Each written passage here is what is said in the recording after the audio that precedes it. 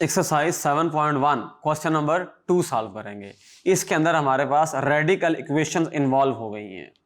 इनको सॉल्व करने का तरीका ये होता है, अगर स्क्वायर रूट है तो हम स्क्वायर अप्लाई करेंगे, अगर क्यूब रूट इन्वॉल्व हुआ है तो हम क्यूब अप्लाई करेंगे और उसको फर्दर सिंप्लीफाई करते जाएंगे। आइए पार्ट नंबर 1 सॉल्व करते हैं। Question number 2 part number 1।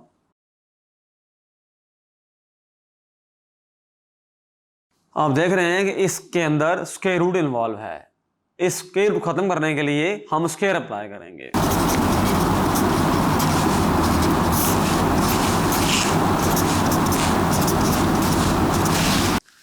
Square root cancel हो जाएगा, दोनों तरफ 4 कैंसिल हो जाएगा। 3x equal to 0, x equal to 0 आ गया। पुट x इक्वल टू 0 इन,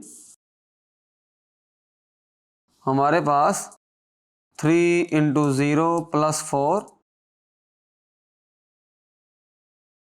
तो ये हमारे पास 2 इज इक्वल टू 2 ट्रू है। लिहाजा इसका जो सोल्यूशन सेट होगा, इसका जो सोल्यूशन सेट है वो 0 है, यानी कि 0 इसका सोल्यूशन है।